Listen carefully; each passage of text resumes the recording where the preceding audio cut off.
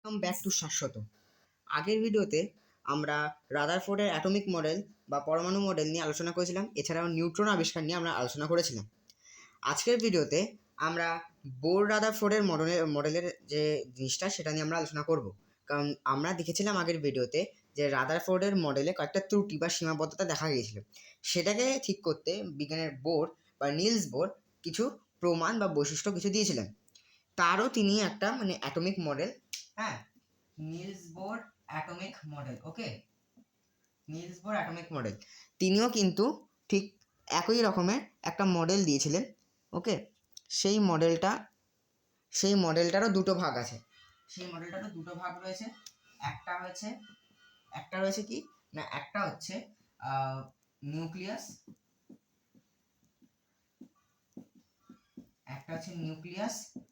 ওকে, আরেকটা হচ্ছে ইলেকট্রন। ঠিক আছে, মানে একটা হচ্ছে নিউক্লিয়াস বা পরমাণু কেন্দ্রক, আর একটা হচ্ছে নিউক্লিয়াস বহির্ভূত ইলেকট্রন। ঠিক আছে, এই দুটো ভাগ ছিল, যেমন রাদারফোর্ডের এটাতে ছিল সেরকম এনার এখানেও দুটো ভাগ রয়েছে, যেটা একই প্রায় সেম মিলে যাচ্ছে। তিনি নিউক্লিয়াসের সম্বন্ধে কিছু বলেছিলেন। তো আমি 1 নম্বর এটাকে পিকচারটাকে আঁকি। ঠিক আছে, তিনি নিউক্লিয়াসের সম্বন্ধে কিছু বলেছিলেন। কি বলেছিলেন না, পরমাণুর কেন্দ্রে যে অতি ক্ষুদ্র অংশে পরমাণুর সমস্ত ভর এবং আধান নির্ভর হয়ে থাকে বা নিযুক্ত থাকে, তাকে বলা হচ্ছে কিনা নিউক্লিয়াস। মানে নিউক্লিয়াস দেখো পরমাণুর একেবারে কেন্দ্রে রয়েছে, নিউক্লিয়াস একেবারে পরমাণুর কেন্দ্রে রয়েছে, তথা পরমাণুর খুব অতি ক্ষুদ্র অংশ দখল করছে। হ্যাঁ, মানে আমি রেখেছি বলে তাই এরকম। আমি যদি একটা আসল যদি নিউক্লিয়াসকে দেখাতে পারতাম, তাহলে কিন্তু খুব ছোট অংশ, মানে যতটা পরমাণু তার সাইজে খুবই ছোট একটা অংশ দখল করে রেখেছিল নিউক্লিয়াস। তো সে বলছে যে পরমাণুর সমস্ত ভর, আমরা জানি পরমাণুর সমস্ত ভর মানে কিনা প্রোটন, তখন নিউট্রন আবিষ্কার হয়ে গেছে। পরমাণুর সমস্ত ভর এবং আধান নিযুক্ত থাকে কোথায়? এইখানে, অর্থাৎ কোথায়? অর্থাৎ নিউক্লিয়াসে। আমরা জানি যে প্রোটন আর নিউট্রনের ভর প্রায় সেম সেম, তাই বলা যেতে পারে যে পরমাণুর সমস্ত ভর নিউক্লিয়াসে থাকে, কারণ নিউক্লিয়াসের মধ্যে নিউট্রন প্রোটন থাকে। ঠিক আছে, তাই 1 নম্বর হচ্ছে পরমাণুর সমস্ত ভর উপস্থিত, পরমাণুর সমস্ত ভর উপস্থিত। ঠিক আছে, পরমাণুর সমস্ত ভর উপস্থিত। 2 নম্বর বলছে কিনা পরমাণু নিউক্লিয়াসে অবস্থিত প্রোটন ও নিউট্রনের মোট ভরই হলো পরমাণুর ভর। কি বলছে না, নিউক্লিয়াসে অবস্থিত প্রোটন ও নিউট্রনের, তখন তো নিউট্রন আবিষ্কার হয়ে গেছে, অর্থাৎ একটা পরমাণু একটা নিউক্লিয়াসে কি থাকে, একটু বড় করে দেখাই, একটা পরমাণুতে মানে একটা নিউক্লিয়াসে প্রোটন থাকে আর নিউট্রন থাকে। ঠিক আছে, প্রোটন থাকে আর নিউট্রন থাকে। এবার এই প্রোটন ও নিউট্রনের মোট ভর, মানে প্রোটনেরও একটা মোট ভর রয়েছে, নিউট্রনেরও একটা মোট ভর রয়েছে, এই দুজনের মোট ভরই হচ্ছে পরমাণুর ভর। হ্যাঁ, কারণ ইলেকট্রনের ভর অতি নগণ্য, আমরা জানি যে ইলেকট্রনের ভরকে ধরা হয় না। কি না, P plus N is equal to পরমাণু মোট ভর। ঠিক আছে, 2 নম্বর, পরমাণুর নিউক্লিয়াসটি ধনাত্মক তড়িৎগ্রস্ত প্রোটন নিস্তড়িত কণিকা নিউট্রন দ্বারা গঠিত। কি বলছে তোমরা জানো এগুলো, যে একটা নিউক্লিয়াস একটা ধনাত্মক আধানগ্রস্ত প্রোটন এবং মানে নিরপেক্ষ বা তড়িৎ নিরপেক্ষ আধানগ্রস্ত নিউট্রন দ্বারা গঠিত। ঠিক আছে, এটা আমি আর লিখছি না।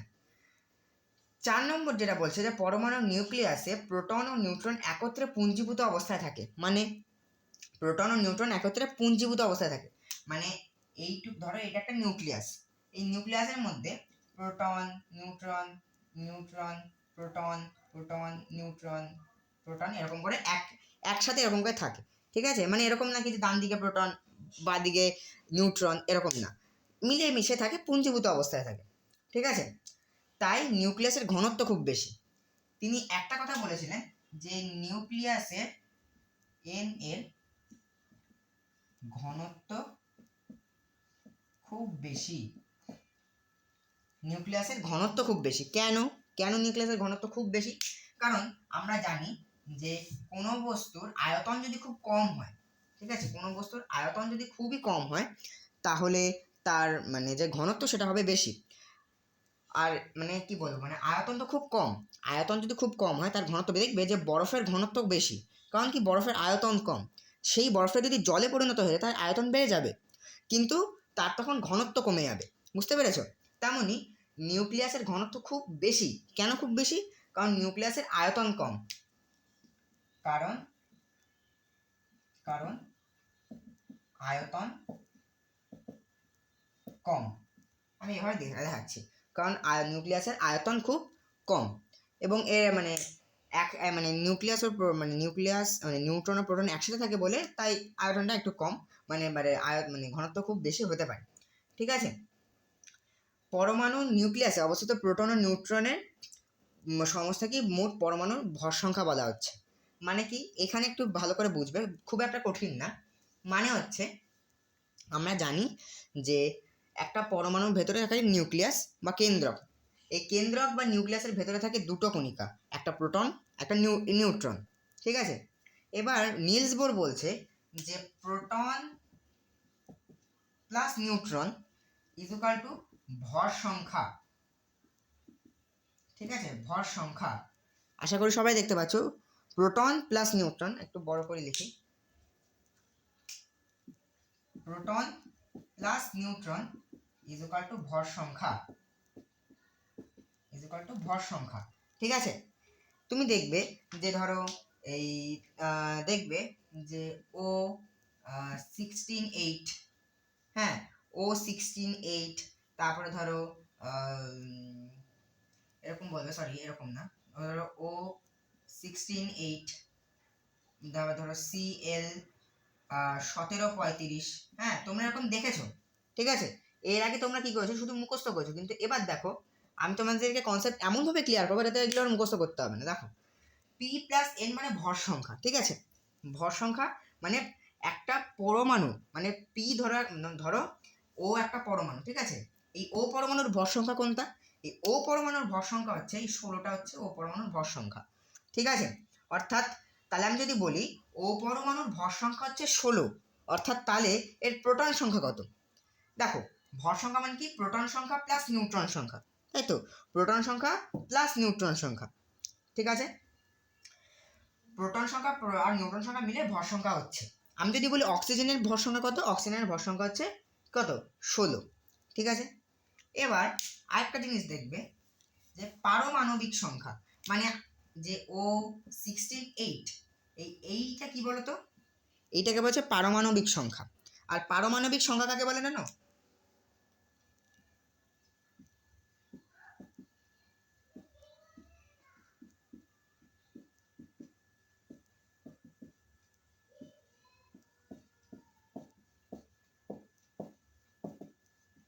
আশা করি সবাই দেখতে পাচ্ছ, পারমাণবিক সংখ্যা ইজ ইকুয়াল টু প্রোটন সংখ্যা, মোট প্রোটন সংখ্যা। ঠিক আছে, মানে না, ধরো আমি তোমাকে উদাহরণ দিচ্ছি যে এই একটা পরমাণু রয়েছে, এই পরমাণুর এইখানে ধরো প্রোটন রয়েছে, প্রোটন ধরে রয়েছে 8টা, আর নিউট্রন ধরে রয়েছে 8টা। ঠিক আছে, মানে নিউট্রন এভাবে না, মানে নিউট্রন যদি আমি এভাবে দেখাই, নিউট্রন রয়েছে 8টা। ঠিক আছে, আশা করি সবাই দেখতে পাচ্ছ, প্রোটন 8টা, নিউট্রন 8টা। তাহলে এবার যদি বলা হয় যে এই পরমাণুর ভর সংখ্যা কত, হ্যাঁ, তাহলে তোমরা কিভাবে বলবে?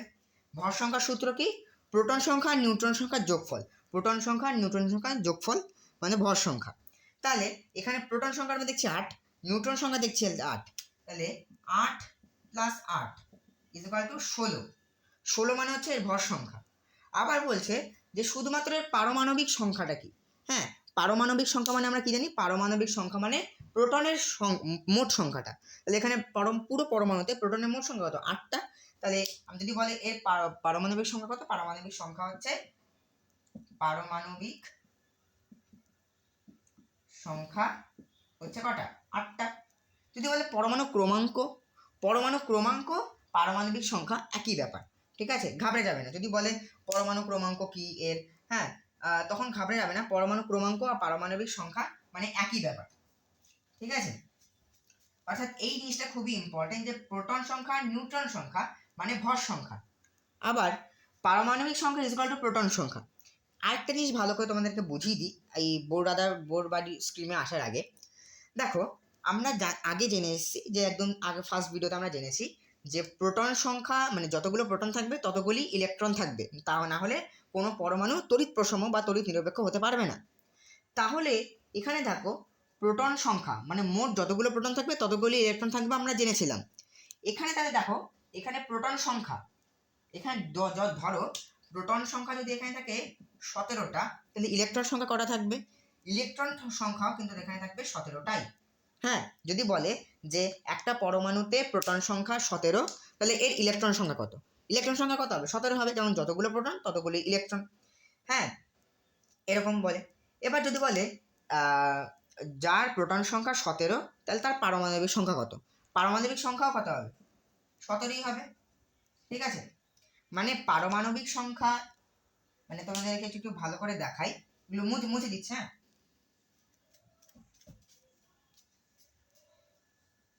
মানে বা যদি ভালো করে দেখায় যে পারমাণবিক সংখ্যা ইজ ইকুয়াল টু মোট প্রোটনের সংখ্যা, পারমাণবিক সংখ্যা ইজ ইকুয়াল টু মোট প্রোটনের সংখ্যা ইজ ইকুয়াল টু, ঠিক আছে, পারমাণবিক সংখ্যা ইজ ইকুয়াল টু প্রোটনের সংখ্যা ইজ ইকুয়াল টু পরমাণু ক্রমাঙ্ক। এগুলোকে ভালো করে দেখে রাখো বা নোট ডাউন করে রাখো। একটু একটা কথা বলবো, নোট ডাউন করে কোনো লাভ নেই, যা খাতায় থাকে তা মাথায় থাকে না, যার মাথায় থাকে তা খাতায় থাকে না, ঠিক আছে। পরমাণু ক্রমাঙ্ক ইজ ইকুয়াল টু ইলেকট্রন সংখ্যা। মানে কি পারমাণবিক সংখ্যা যদি চাই কার কেউ যদি, তাহলে আমি কি বলবো? পারমাণবিক সংখ্যা যদি আমাদের বলে দেয় যে পারমাণবিক সংখ্যা কত, যদি এখানে সেটা বলে দেয় যে ইলেকট্রন সংখ্যা 18 হলে পারমাণবিক সংখ্যা কত, যদি এরকম প্রশ্ন আসে, হ্যাঁ কোশ্চেন যদি বলে যে ইলেকট্রন সংখ্যা 18 হলে পারমাণবিক সংখ্যা কত, ঠিক আছে। এবার পারমাণবিক সংখ্যা মানে কি জানি আমরা? পারমাণবিক সংখ্যা মানে জানি আমরা প্রোটনের মোট সংখ্যাটাকেই পারমাণবিক সংখ্যা বলে।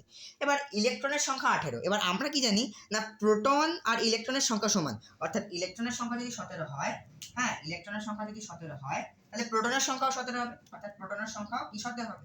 এবার প্রোটনের সংখ্যা 17 হলে প্রোটনের সংখ্যা পারমাণবিক সংখ্যা একই, তাহলে পারমাণবিক সংখ্যা কত হবে? পারমাণবিক সংখ্যা হবে কত? 18। ব্যাস, এটাই আমাদের অ্যান্সার। এই জিনিসগুলোকে ভালো করে মনে রাখো, বেশি কঠিন না, কনসেপ্ট বেশি কঠিনই না, বাস জিনিসগুলোকে একটু মনে রাখতে হবে, ধাপে ধাপে জিনিসগুলোকে মনে রাখতে হবে, তাহলেই একদম ক্রিস্টাল ক্লিয়ার হয়ে যাবে সব কিছু। এইখান থেকেই বেশিরভাগ ম্যাথের যে কোশ্চেনগুলো আসে, তবে চিন্তা করার কোনো প্রয়োজন নেই, আমি ম্যাথ করিয়ে দেবো। এখান থেকে বেশি সেরকম ম্যাথ আসে না, তবে যে সমস্ত ম্যাথগুলো আসে সে সমস্ত ম্যাথ আমরা এই চ্যাপ্টারটা শেষ হলে, মানে এই পার্টটা শেষ হলে, পরমাণু গঠন শেষ হলে আমরা বুঝিয়ে দেবো। তো আমরা নিউক্লিয়াসের সম্বন্ধে আমাদের আলোচনা করা হয়ে গেছিল আমাদের। তো আমরা এখন দ্বিতীয় অর্থাৎ ইলেকট্রন নিয়ে আমরা আলোচনা করব, ঠিক আছে, ইলেকট্রনটা নিয়ে আলোচনা করব। তো এখানে আগে একটু বড় করে একটা ইলেকট্রন মানে একটা পরমাণু আঁকি। হ্যাঁ, আশা করি সবাই দেখতে পাচ্ছ। হ্যাঁ, ঠিক আছে।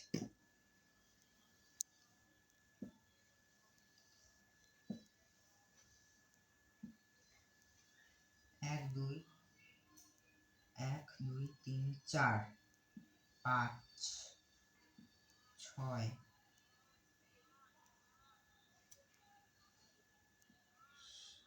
ঠিক আছে,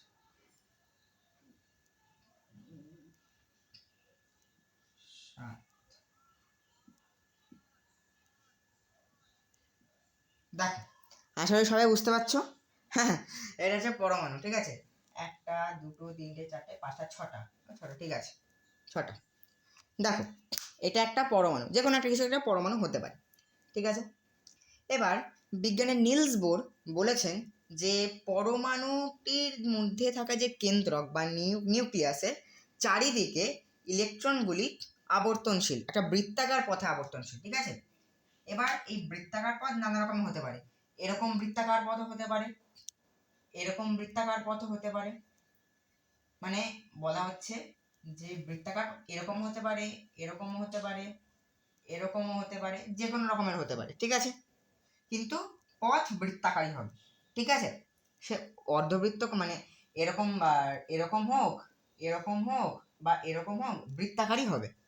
তো তো দেখো, এই একটা পরমাণু, পরমাণু মানে নিউক্লিয়াসের চারিদিকে ইলেকট্রনগুলি একটা বৃত্তাকার পথ বরাবর ঘুরছে, তাই তো? ঠিক আছে, নিউক্লিয়াসগুলি মানে ইলেকট্রনগুলি নিউক্লিয়াসের চারিদিকে একটা বৃত্তাকার পথ বরাবর আবর্তনশীল বা ঘুরছে। ইলেকট্রনগুলি পরিভ্রমণের এই পথকে কক্ষ বা খোলক বলে। ঠিক আছে, ইলেকট্রনের এই পরিভ্রমণের পথটাকে, মানে ধরো এইটা একটা কক্ষপথ। ঠিক আছে, এই কক্ষপথে কটা ইলেকট্রন রয়েছে? একটা, দুটো, তিনটে, চারটে ইলেকট্রন রয়েছে। ঠিক আছে, এই ইলেকট্রনের যে এই যে পথটা, এই যে ঘুরছে, এই ঘোরার যে এই পথটাকে অরবিট মানে কক্ষপথ বা খোলক বলে। ঠিক আছে, তোমরা খাতায় আস্তে আস্তে নোট ডাউন করো, আর আমি এটাকে মুছি। 1 নম্বর পয়েন্ট কি? 1 নম্বর পয়েন্ট হচ্ছে কক্ষ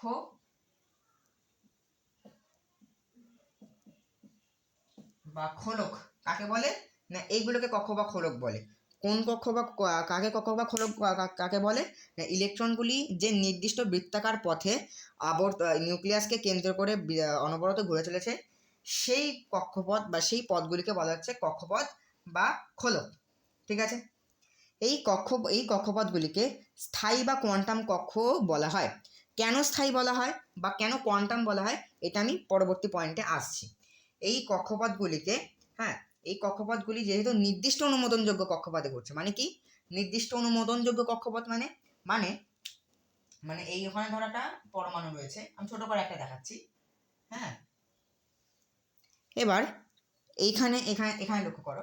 এবার ধরো এখানে প্রোটন রয়েছে মানে নিউক্লিয়াস রয়েছে। এবার ধরো এইখানটা একটা ইলেকট্রন ঘুরছে। ঠিক আছে, এবার এই ইলেকট্রনটা তো মানে আমি যদি ওকে না খোঁচাই, পরমাণুকে যদি না খোঁচাই বা যদি চাপ না দিই, চাপ না দিলে কি ইলেকট্রনটা এই নিজস্ব এই সেকেন্ড কক্ষপথটি ঘুরতে থাকবে, অনবরত ঘুরতে থাকবে। হ্যাঁ, অর্থাৎ কি নির্দিষ্ট অনুমোদনযোগ্য কক্ষপথে, নির্দিষ্ট এবং অনুমোদনযোগ্য কক্ষপথে সে কিন্তু ঘুরতেই থাকবে। হ্যাঁ, নির্দিষ্ট অনুমোদনযোগ্য কক্ষপথে ঘুরতে থাকবে, যার ফলে এইগুলোকে স্থায়ী বা কোয়ান্টাম কক্ষ বলা হয়। যতক্ষণ না চাপ বা তাপ প্রয়োগ করা হচ্ছে, ততক্ষণগুলো ইলেকট্রনগুলি নির্দিষ্ট কক্ষপথে ঘুরবে এবং তার নিজস্ব অনুমোদনযোগ্য কক্ষপথে ঘুরবে। ঠিক আছে, ততক্ষণ এই কক্ষপথগুলিকে কি বলা আছে? না স্থায়ী বা কোয়ান্টাম কক্ষ বলা হয়। তাহলে 2 নম্বর কক্ষ কি না? স্থায়ী বা কোয়ান্টাম অরবিট, স্থায়ী বা কোয়ান্টাম কক্ষ বলা হয়। ঠিক আছে, এইবার এই কক্ষপথগুলি আবর্তনের সময় ইলেকট্রনগুলি কোনো শক্তি বিকিরণ করে না। ভালো করে বোঝো, কক্ষপথগুলি এই যে পরমাণুর মধ্যে এই যে কক্ষপথগুলো রয়েছে, কক্ষপথগুলির মধ্যে মানে যে আমি কক্ষপথ বা খোলক যাই বলো, কক্ষপথ বা খোলকগুলির মধ্যে ইলেকট্রনগুলি আবর্তনশীল, নির্দিষ্ট কক্ষপথে আবর্তনশীল। ঠিক আছে, এবার খুব ভালো করে জানবে যে বলা বাহুল্য, এই যে প্রত্যেকটা কক্ষপথে মানে ধরো এই কক্ষপথ বা এই কক্ষপথ এক একটা লাইন মানে যে কক্ষপথে, প্রত্যেকটা কক্ষপথে, হ্যাঁ, কিন্তু একটা নিজস্ব শক্তি রয়েছে। এই প্রত্যেকটা কক্ষপথের একটা নিজস্ব শক্তি রয়েছে। এবার এই শক্তিগুলো মানে এই কক্ষপথের মধ্যে যেহেতু শক্তি রয়েছে এবং এই কক্ষপথের মধ্যে ঘুরছে কে? এই কক্ষপথের মধ্যে ঘুরছে হচ্ছে ইলেকট্রন। এই ইলেকট্রনগুলো এই কক্ষপথে অনবরত পাক খেয়ে যাচ্ছে, অনবরত পাক খেয়ে যাচ্ছে। এবার এই অনবরত পাক খেয়ে যাওয়ার ফলে এই যে কক্ষপথের যে শক্তিগুলো, সেই শক্তিগুলো নিউট্রন বা ওই কণাটার মধ্যে ট্রান্সফার হয়ে যাচ্ছে এবং এই নিউট্রন কণাটা কি কক্ষপথের মধ্যেই ঘুরছে। অর্থাৎ এই শক্তিটা মানে কোথাও স্থানান্তরিত হচ্ছে না বা কোথাও শক্তি শোষণ বা বিকিরণ হচ্ছে না। মানে এরকম না যে ইলেকট্রনগুলো ওই কক্ষপথের মধ্যে ঘুরছে যার ফলে শক্তিগুলো বেরিয়ে যাচ্ছে, হ্যাঁ, বা ইলেকট্রনগুলো ওই কক্ষপথের মধ্যে ঘুরছে যার ফলে শক্তি আরও বেশি কনজিউম বা মানে শক্তি আরও নিচ্ছে, এরকম কিছু না। শক্তি শুরু মানে সূচনার প্রথম থেকে যেরকম ছিল এখনও সেরকমই রয়েছে, শক্তি বিকিরিত বা শোষিত হয় না। এই কক্ষপথগুলি ইলেকট্রনের নির্দিষ্ট থাকার ফলে এই ইলেকট্রন কক্ষপথগুলি মানে একটা এই নির্দিষ্ট কক্ষপথগুলি থেকে ইলেকট্রনগুলি বিচ্ছিন্ন হয় না। বুঝতে পেরেছ?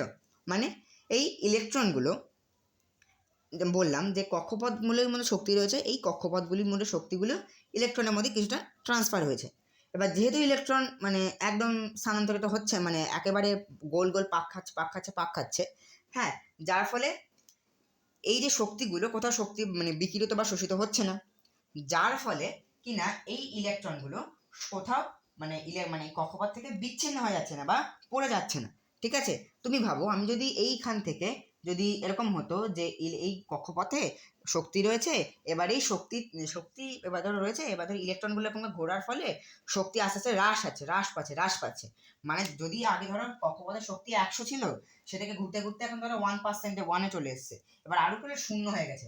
শূন্য হয়ে যাওয়া মানে এই ইলেকট্রনটা মানে নিউক্লিয়াসের দিকে পড়ে গেল বা এরকম করে মানে নষ্ট হয়ে গেল, তাহলে কি হবে না, তো যার ফলে এই শক্তিগুলো মানে বিকিরিত শোষিত হয় না, ফলে এই ইলেকট্রনগুলো তার কক্ষপথ থেকে বিচ্ছিন্ন হয়ে যায় না, মানে পড়ে যাচ্ছে না, এরকম বিচ্ছিন্ন হচ্ছে না।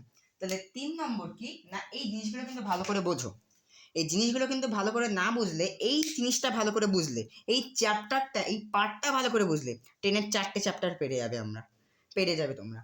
তো 3 নম্বর কি না, ইলেকট্রন শক্তি, আচ্ছা ইলেকট্রন কক্ষপথ থেকে বিচ্ছিন্ন হয় না, ইলেকট্রন অরবিট থেকে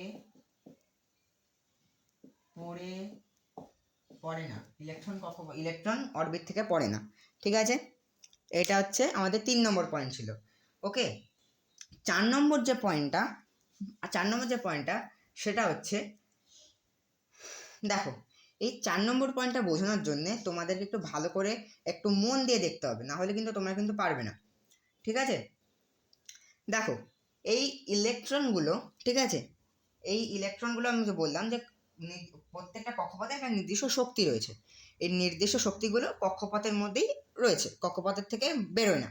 ঠিক আছে, এবার এই যে কক্ষপথগুলো মানে ধরো এখান থেকে এতটা, মানে এই কক্ষপথ থেকে এই কক্ষপথ মানে একটা সীমা রয়েছে, এই সীমা পর্যন্ত কক্ষপথ থাকতে পারে। মানে আমি দেখাচ্ছি যে এরকম যে এই লাইনে কক্ষপথ যাবে, এই লাইনে কক্ষপথ যাবে, কিন্তু এরকম না। এরকমও হতে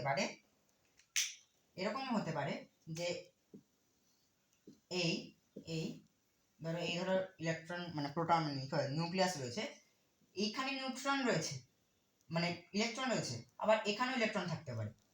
দেখো লাইনকে কিন্তু ভেদ করেনি। ঠিক আছে, তোমাদেরকে যদি একটু জুম করে দেখাই, হ্যাঁ, তাহলে কিন্তু লাইন কিন্তু ওরা ভেদ করেনি। দেখানো যাচ্ছে না জুম করে, যাই হোক তুমি একটু ভালো করে দেখো, একটু নজর রাখো যে ওরা কিন্তু লাইন কিন্তু ভেদ করেনি। বা যদি এখানে দেখায় যে এখানে ধর একটা ইলেকট্রন রয়েছে, আবার যদি এখানে যদি একটা ইলেকট্রন থাকে, কোনো ব্যাপার না, সমস্যা হবে কি, কারণ ও তো এই লাইনকে বিচ্ছেদ বা ভঙ্গ করেনি।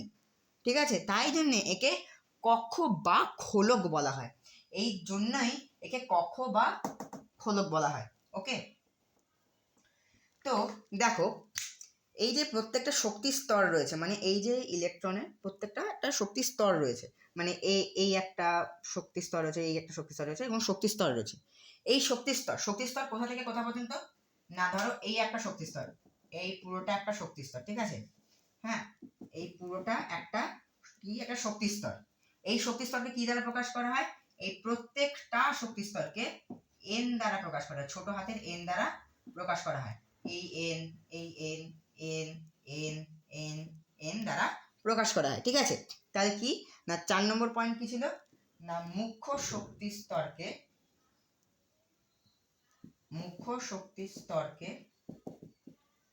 এন এন দ্বারা প্রকাশ করা হয়, মুখ্য শক্তি স্তর ইজ ইকুয়াল টু এন দ্বারা প্রকাশ করা হয়।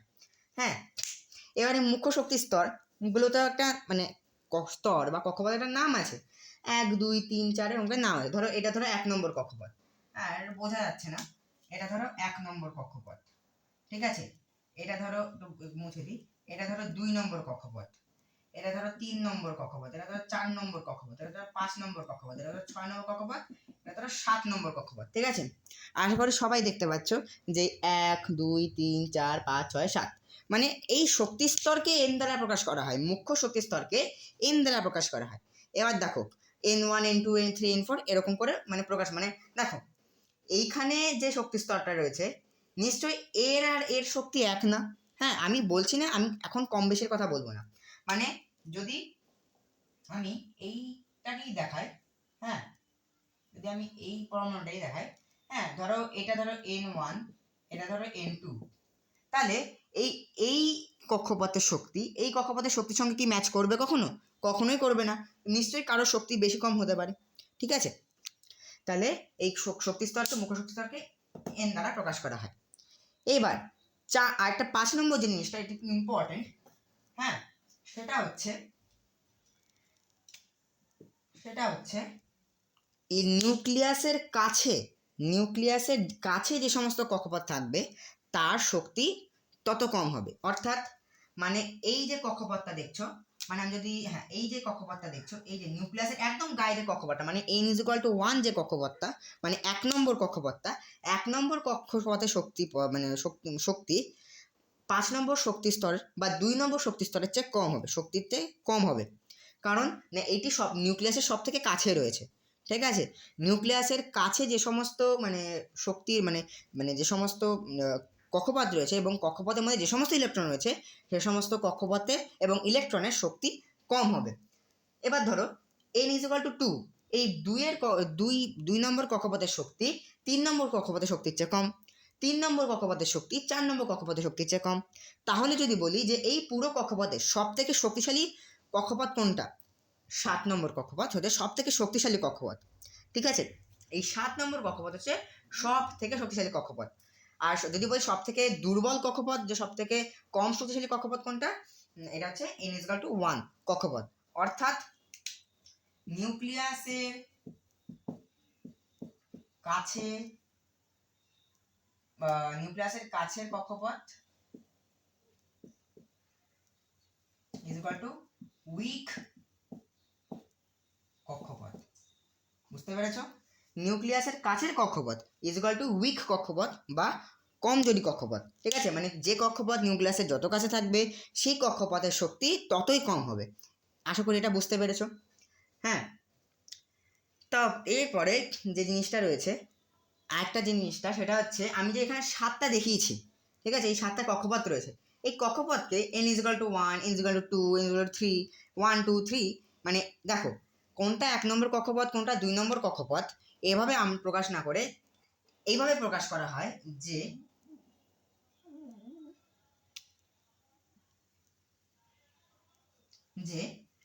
ধরো এইটার কক্ষপথ ধরো k, এটাকে বলা হলো l, এটাকে বলা হলো ধরো এখানে এখানে ধরো m, এটাকে বলা হয় n, k l m n o p, হ্যাঁ তারপর ধরো এখানে আছে q। বুঝতে পেরেছো? মানে কক্ষপথগুলিকে k l m n o p q দ্বারা প্রকাশ করা হয়। 1 নম্বর কক্ষপথকে k দ্বারা প্রকাশ করা হয়, মানে আমি লিখতে হবে কি লিখতে হবে না আমার আশা করি, যে n=1 k, n=2 l, n=3 m, হ্যাঁ এরকম করে ডরা চলে থাকে। ঠিক আছে, এবার যে কথাটা বলবো সেটা হচ্ছে আগে লিখে নিই যে কক্ষপথগুলিকে কে এল এম এন দ্বারা প্রকাশ করা হয়। মানে কি, মানে আমি যদি বলি যে এই K L M N O P Q এই 7টা কক্ষপথের থেকে সব থেকে শক্তিশালী কক্ষপথ কোনটা, কিউ নম্বর কক্ষপথ। কারণ দেখো কিউ নম্বর কক্ষপথটা কোন কক্ষপথ, কিউ নম্বর কক্ষপথটা 7 নম্বর কক্ষপথ। হ্যাঁ, আমি যদি বলি যে এন কক্ষপথটা কোন নম্বর কক্ষপথ, তাহলে আমি গুনবো কে এল এম এন, অর্থাৎ 4 নম্বর কক্ষপথ। দেখো এই এনটা কোন নম্বর কক্ষপথ, sorry K L M N, K L M N, আমার এখানে একটা নাম্বার মিস্টেক হয়ে যেতে পারে, হ্যাঁ K L M N O P Q, যাই হোক তোমার এভাবে করতে হবে।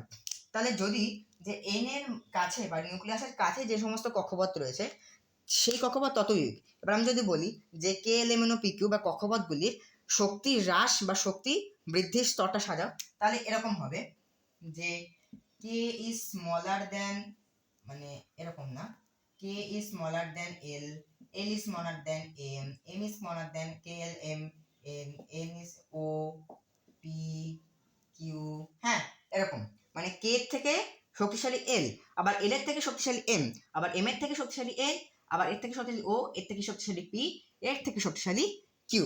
আশা করি সবাই বুঝতে পেরেছো। এবার যেটা তোমাদেরকে বলছিলাম যে কক্ষপথগুলিকে, অরবিটগুলিকে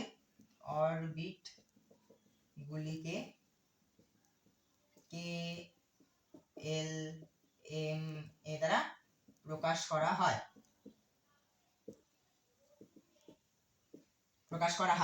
আরেকটা 7 নম্বর যেটা, সেটা হচ্ছে দেখো আমি এখানে কয়টা মানে এই যে পরমাণু কয়টা কক্ষপথে রেখেছি, 7টা কক্ষপথে রেখেছি, তাই তো। এবার ভালো করে দেখো, আমি তোমাকে বলছি যে এই যে 7টে যে কক্ষপথ রেখেছি, এটাই পরমাণুর সব থেকে হায়েস্ট কক্ষপথ। অর্থাৎ আমি কিন্তু 7টা না এঁকে, অর্থাৎ আমি যদি 7টা না এঁকে আমি যদি 6টা আঁকতাম তাহলেও কিন্তু হতো, কিন্তু আমি কিন্তু যদি 7টার জায়গায় যদি 8টা আঁকতাম তাহলে কিন্তু হতো না। অর্থাৎ আমি বলতে চাইছি যে এই সমগ্র পৃথিবীতে বা সমগ্র পরিবেশে প্রত্যেকটি জিনিসের বা প্রত্যেকটি মৌলিক যৌগিক পদার্থের হায়েস্ট 7টা কক্ষপথ পর্যন্ত পরমাণু পাওয়া যায়, ঠিক আছে।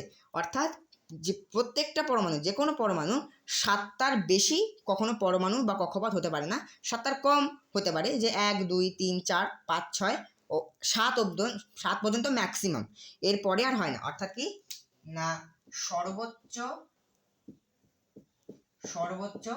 7টি কক্ষপথ প্রত্যেকটি অ্যাটমে বর্তমান, সর্বোচ্চ 7টি কক্ষপথ প্রত্যেকটি অ্যাটমে বর্তমান, সর্বোচ্চ 7টি কক্ষপথ প্রত্যেকটি অ্যাটমে বর্তমান বা প্রত্যেকটি পরমাণুতে বর্তমান। এই যে জিনিসগুলো না, এই জিনিসগুলো কিন্তু শর্ট কোশ্চেন হিসেবেও কিন্তু আসতে পারে। তাই এই জিনিসগুলো খুব ভালো করে মনোযোগ সহকারে দেখো। আমি প্রত্যেকটা জিনিস বোঝাচ্ছি আর এখানে পয়েন্ট করে করে লিখে দিচ্ছি।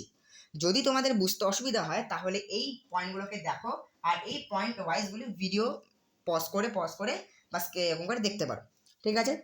তো সর্বোচ্চ 7টি কক্ষপথ প্রত্যেকটা, মানে যে কোনো পরমাণু বর্তমান, এর থেকে বেশি হবে না, ঠিক আছে। 8 নম্বর যেটা, সেটা হচ্ছে, এবার আমরা জেনে গেলাম যে মুখ্য শক্তি স্তরকে এন দ্বারা প্রকাশ করা হয়, মুখ্য শক্তি স্তরকে কে এল এম এন দ্বারা নামকরণ করা হয়েছে, ঠিক আছে। 1 নম্বর কক্ষপথের শক্তি কম, মানে সেটা যেটা যে কোনো পরমাণু যে কক্ষপথে সবার লাস্টে রয়েছে সেই পরমাণু শক্তি সব থেকে বেশি, হ্যাঁ এটাও আমরা জানলাম। হ্যাঁ, বা যে পরমাণু যে কক্ষপথে নিউক্লিয়াসের কাছে আছে তার শক্তি কম, আর যেটা দূরে সেটা বেশি। সব কিছুতে জানলাম, কিন্তু আমাদের তো কক্ষপথ নিয়ে কারবার নয়, আমাদের তো ইলেকট্রন নিয়ে কারবার। তাহলে আমি যদি বলি যে 5 নম্বর কক্ষপথে কয়টা ইলেকট্রন থাকতে পারে, বা আমি যদি বলি 5 নম্বর শক্তি স্তরে, মানে 5 নম্বর কক্ষপথ বা 5 নম্বর শক্তি স্তরে কয়টি ইলেকট্রন বর্তমান, আমরা কিভাবে নির্ণয় করব? হ্যাঁ, যদি বলি 4 নম্বর কক্ষপথে কয়টি ইলেকট্রন বর্তমান বা কয়টি ইলেকট্রন থাকতে পারে।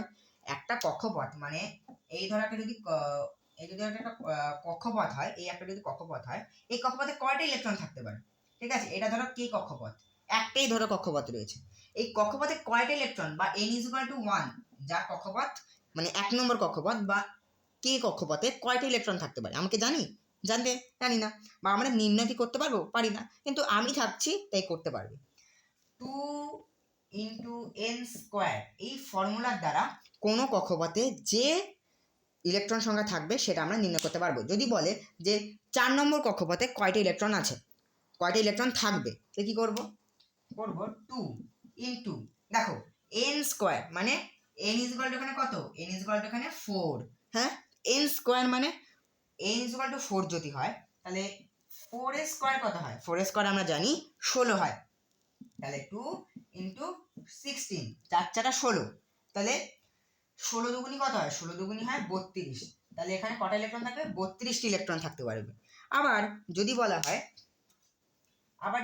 হয় 2 নম্বর কক্ষপথে কয়টা ইলেকট্রন থাকবে, তাহলে 2n², সেই একই ফর্মুলা, 2 × n², n² মানে n = এখানে কত 2, 2 নম্বর কক্ষপথ মানে n = 2, তাহলে 2 স্কোয়ার কত হয়? 2 স্কোয়ার হয় 4। তাহলে 4 দুগুণী 8টি ইলেকট্রন থাকতে পারবে। ঠিক আছে, 2 নম্বর কক্ষপথে 4 দুগুণী 8টি ইলেকট্রন থাকতে পারবে। ঠিক আছে, এবার যদি বলে 1 নম্বর কক্ষপথে কটা থাকবে? হ্যাঁ, তাহলে 1 নম্বর কক্ষপথ মানে 2 into n square. n square মানে n এখানে কত? 1। 1 স্কোয়ার কত হয়? 1 স্কোয়ার 1 হয়, অর্থাৎ কি 2 এককে 2টি ইলেকট্রন কেবলমাত্র থাকতে পারবে 1 নম্বর কক্ষপথে। এবার যদি বলা হয় 6 নম্বর কক্ষপথে কয়টা ইলেকট্রন থাকবে? 6 নম্বর কক্ষ মানে n মানে কত? এখানে n মানে যদি বলা হয় যে n মানে কত? n মানে 6, তাহলে 6 স্কোয়ার। 6 স্কোয়ার মানে এখানে কত? 6 স্কোয়ার হচ্ছে এখানে 36। তাহলে 6 দুগুণী 12, 2 হাজার আছে 1, 3 6 1 7, 72। 72টি ইলেকট্রন থাকতে পারবে। আশা করি সবাই দেখতে পাচ্ছ 72টি ইলেকট্রন এখানে থাকতে পারবে। অর্থাৎ 2 ইন্টু n স্কোয়ার ফর্মুলা দ্বারা কিন্তু ইলেকট্রনের সংখ্যা নির্ণয় করা যায়। 2 ইন্টু n স্কোয়ার ফর্মুলা দ্বারা প্রত্যেকটি জিনিসের সংখ্যা নির্ণয় করা যায়। এবং লাস্ট যে জিনিসটা সেটা হচ্ছে, আমি এই এক কক্ষপথটা মুছে দিচ্ছি আমি।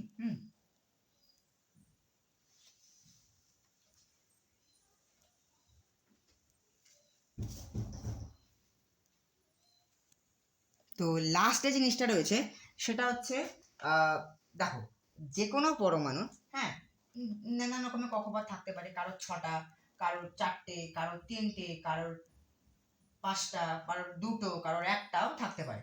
ঠিক আছে, এবার প্রত্যেকটা পরমাণু সবার লাস্টের কক্ষপথে, ঠিক আছে, প্রত্যেকটা পরমাণু মানে পরমাণুর সবচেয়ে বাইরের কক্ষপথে 8টির বেশি ইলেকট্রন থাকতে পারে না। অর্থাৎ ধরো এখানে এই 6 নম্বর কক্ষপথে কয়টা ইলেকট্রন থাকতে পারে?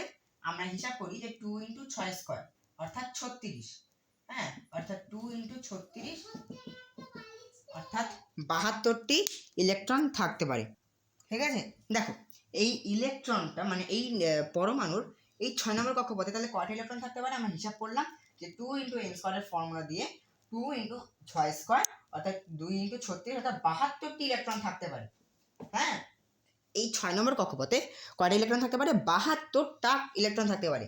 কিন্তু কিন্তু এই কক্ষপথে দুর্ভাগ্যবশত কেবলমাত্র 18টি ইলেকট্রনই থাকবে, এর বেশি থাকবে না, এর কম থাকতে পারে। 17, 16, 10, 5, 3, 2, 8 থাকতে পারে, কিন্তু 18র বেশি কখনো যাবে না। ঠিক আছে, আবার পরমাণুর সবচেয়ে বাইরের কক্ষপথের ঠিক আগের কক্ষপথ মানে ধরি যদি এই যে এই ধরো এই পরমাণুটার এখন 6টা কক্ষপথ রয়েছে, তাহলে সব থেকে বাইরের কক্ষপথ কোনটা? 6 নম্বর কক্ষপথ। তার আগের কক্ষপথ কোনটা? 5 নম্বর কক্ষপথ। এই 5 নম্বর কক্ষপথে কয়টা ইলেকট্রন থাকতে পারে? আমরা যদি হিসাব করি 2 ইন্টু n স্কোয়ারের ফর্মুলা দিয়ে, 2 ইন্টু 5 অর্থাৎ 25, অর্থাৎ 25 দুগুণী 50টি ইলেকট্রন থাকতে পারে। এইখানে 2 ইন্টু n স্কোয়ারের ফর্মুলা দিয়ে দেখলাম যে এখানে 50টি ইলেকট্রন থাকতে পারে, কিন্তু না, এখানে 50টি ইলেকট্রন বলার 50টি ইলেকট্রন ধারণ করার ক্ষমতা থাকলেও সে কেবলমাত্র 18টি ইলেকট্রন ধারণ করবে। সে কেবলমাত্র 18টি ইলেকট্রন ধারণ করবে। 18টি, হ্যাঁ এখানে লিখি, কেবলমাত্র 18টি ইলেকট্রন, সরি 18টি না, সব থেকে বাইরের কক্ষপথে 8টি থাকবে, এখানে 18টি থাকবে। বুঝতে পেরেছো? মানে এই যে সব থেকে বাইরের কক্ষপথ বা যোজন কক্ষপথে, হ্যাঁ ধরো এটা 6 নম্বর কক্ষপথ, এটা সব থেকে বাইরের কক্ষপথ। এই 6 নম্বর কক্ষপথে আমরা হিসাব করে দেখলাম যে 2 ইন্টু n স্কোয়ারের ফর্মুলা দিয়ে যে 72টি ইলেকট্রন থাকতে পারতো, কিন্তু না, ওর কাছে 72টি ইলেকট্রন ধারণ করার এই কক্ষপথ তার 72টি ইলেকট্রন ধারণ করার ক্ষমতা রয়েছে, কিন্তু সে 72টি ইলেকট্রন ধারণ করবে না, সে কেবলমাত্র 8টা ইলেকট্রন ধারণ করবে। 8টাই ইলেকট্রন ধারণ করবে, সে যত ইলেকট্রন ধারণ করার ক্ষমতাই থাকুক না কেন, সেগুলোর মধ্যে 8টা ইলেকট্রনই ধারণ করবে। আবার তার ঠিক আগের কক্ষপথে এই যে 5 নম্বর কক্ষপথে তার এই যে দেখলাম যে তার 50টা ইলেকট্রন ধারণ করার ক্ষমতা রয়েছে, কিন্তু সে করবে না, সে কেবলমাত্র 18টি ইলেকট্রন করতে পারবে। ঠিক আছে, এইটা হচ্ছে প্রত্যেকটি পরমাণুর সীমাবদ্ধতা। ঠিক আছে, প্রত্যেকটি পরমাণু সীমাবদ্ধতা, সে কেবলমাত্র 18টি ইলেকট্রনই ধারণ করতে পারবে। বা আমি যদি তোমাদেরকে এটাকে মুছি, হ্যাঁ একটু আরেকবার পরিষ্কার করে দেখাই তোমাদেরকে, একটু অন্যভাবে দেখাই, তাহলে তোমরা একটু ভালো বুঝতে পারবে। ধরো এই এই এই এই রয়েছে, ঠিক আছে, এই একটা পরমাণু রয়েছে, তার কক্ষপথ কটা রয়েছে? n is equal to 1, n is equal to 2 R n is equal to 3। আশা করি সবাই দেখতে পাচ্ছ n is equal to 1, n is equal to 3। অর্থাৎ এখানে কক্ষপথ কটা? 3টে কক্ষপথ রয়েছে। সব থেকে বাইরের কক্ষপথ কোনটা? 3 নম্বর কক্ষপথটা সব থেকে বাইরের কক্ষপথ। তাহলে 3 নম্বর কক্ষপথে ধারণ করার ক্ষমতা কত? 2 ইন্টু n স্কোয়ারের ফর্মুলা লাগাই, 2 ইন্টু 3 স্কোয়ার কত মানে 9, অর্থাৎ 9 দুগুণে 18টি ইলেকট্রন ধারণ করবে। ঠিক আছে, বাইরের কক্ষপথে সে 18টি ইলেকট্রন ধারণ করতে পারবে, কিন্তু সে কটা করবে? সে কেবলমাত্র 8টি ইলেকট্রন ধারণ করবে, 8টি ইলেকট্রন। আবার এই 2 নম্বর কক্ষপথে সে কটা ইলেকট্রন ধারণ করবে?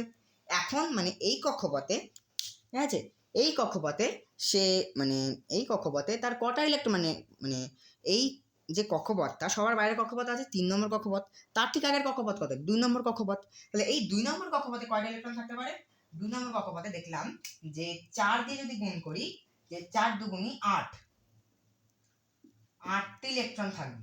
ঠিক আছে, 8টি ইলেকট্রন থাকবে, কিন্তু এই 8টি ইলেকট্রন থাকবে, এছাড়াও 18টি ইলেকট্রন থাকতে পারে। বুঝতে পেরেছো? মানে যে কোনো পরমাণু যে কোনো কক্ষপথে মানে ঠিক মানে যদি এখানে যদি 3টে না থাকে, যদি 4টে থাকতো, তাহলে 4 নম্বর কক্ষপথ আছে হতো তার পরমাণুর শেষ কক্ষপথ। আর সেই শেষ কক্ষপথে কটা ইলেকট্রন থাকতো? আমরা 8 জানলাম যে 8টা কক্ষপথ মানে 8টা ইলেকট্রন থাকতে পারতো। বা তার ঠিক আগের কক্ষপথে কটা কক্ষপথ থাকতে পারতো, মানে কটা ইলেকট্রন থাকতে পারতো? 18টি। এর কম থাকতে পারে। এই যে আমরা যেমন দেখলাম যে 2 ইন্টু n স্কোয়ারের ফর্মুলা দিয়ে দেখলাম এই 2 নম্বর কক্ষপথে 8টি ইলেকট্রন থাকবে। হ্যাঁ, কিন্তু তার ধারণ করার ক্ষমতা কত? 18টি রয়েছে। হ্যাঁ, মানে সে 8টাও থাকতে পারে বা 9টাও থাকতে পারে, সে আমার ব্যাপার নেই। হ্যাঁ, আমি পরে সে দেখবো, কিন্তু এই 8টা থাকবে। কিন্তু এই 18-র বেশি উল্লঙ্ঘন কেউ করবে না। ঠিক আছে, এটাই হচ্ছে পরমাণুর সীমাবদ্ধতা, এবং এটি ছিল বোর-বারি স্ক্রিম বা রাদারফোর্ডের পরমাণুর গঠন সম্বন্ধে বোর-রাদারফোর্ডের ধারণ। যদি ভিডিওটা ভালো লেগে থাকে তাহলে লাইক করো, আর যদি সত্যি উপকৃত মানে আমার ভিডিওতে যদি উপকৃত হয়ে থাকে তাহলে সত্যি আমি তোমাদেরকে ধন্যবাদ জানাই যে এতক্ষণ ধরে যে মানে ধৈর্য ধরে দেখলে। তো যাই হোক, পরের ভিডিওতে আমরা আইসোবার, আইসোটোন, নিউক্লিয় বল ইত্যাদি নিয়ে আলোচনা করব। এই ভিডিওটা মানে এই যে ব্যাপারটা খুব বড় ছিল এবং এই জিনিসগুলো খুবই ইম্পর্টেন্ট ছিল বলে এই ভিডিও মানে এই পার্টটাকে কেবলমাত্র একটা সেপারেট ভিডিওতে আমরা দিলাম। তো পরবর্তী ভিডিও পেতে গেলে আমাদের সঙ্গে জুড়ে থাকো, শাশ্বত SWA তে জুড়ে থাকো। আজকের জন্য এটুকুই।